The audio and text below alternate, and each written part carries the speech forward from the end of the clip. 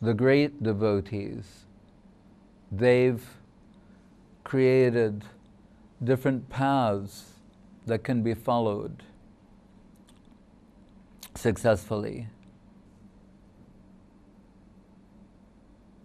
And that takes us beyond personal calculation, the calculative world, to the faithful plane. And as Srila Guru Maharaj pointed out, with regard to Srila Saraswati Thakur, we hear about his expertise as a Jyotishi,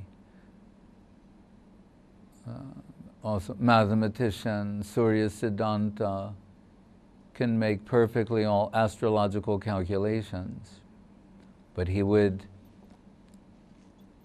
notice that Bhaktivinoda Thakur followed the calendar of P.N. Bakshi.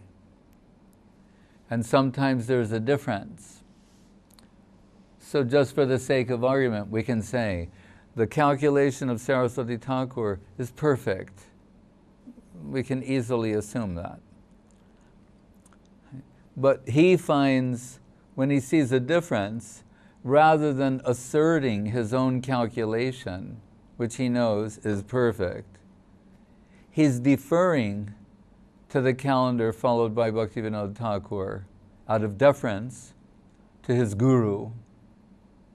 He does not want ego assertion to pit him against the guru.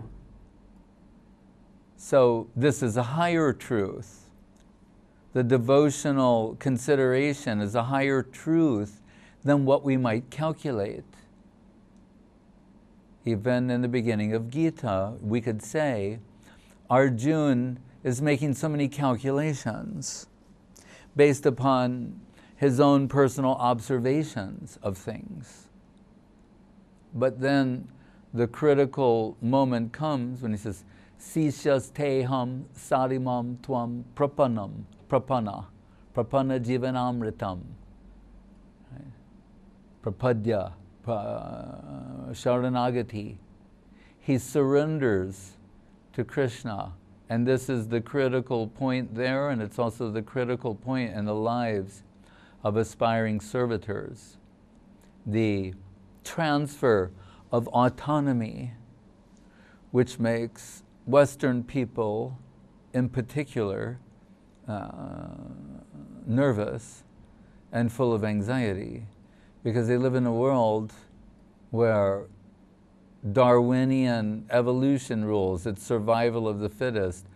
People are trying to eliminate one another. They do not have your real interest at heart. They're trying to exploit you in one way or another. So you have to be constantly suspicious, looking over your shoulder, right? Having someone cover your back. So many things are there because, and from the Bhagavatam also we hear, Jivo Jivasya Jivanam. In this world, one living being thrives, lives at the expense of another. That's what is being told.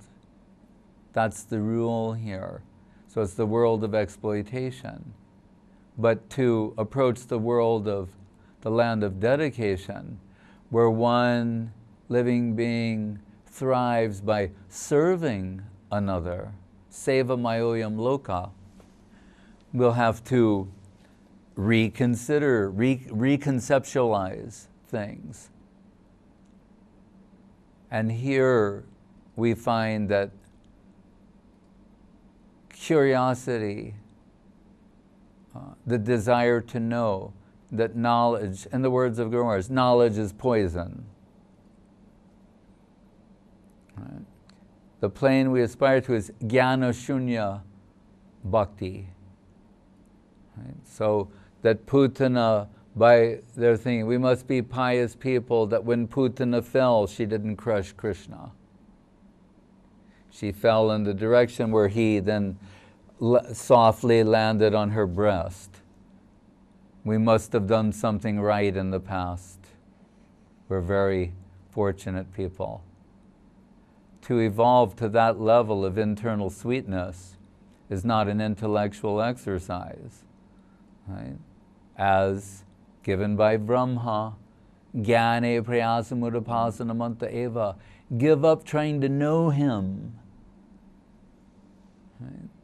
That curiosity that leads to a spirit of interrogation, where we're interrogating the absolute, interrogating the infinite in the court of the finite.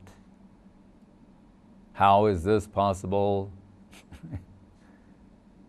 Where were you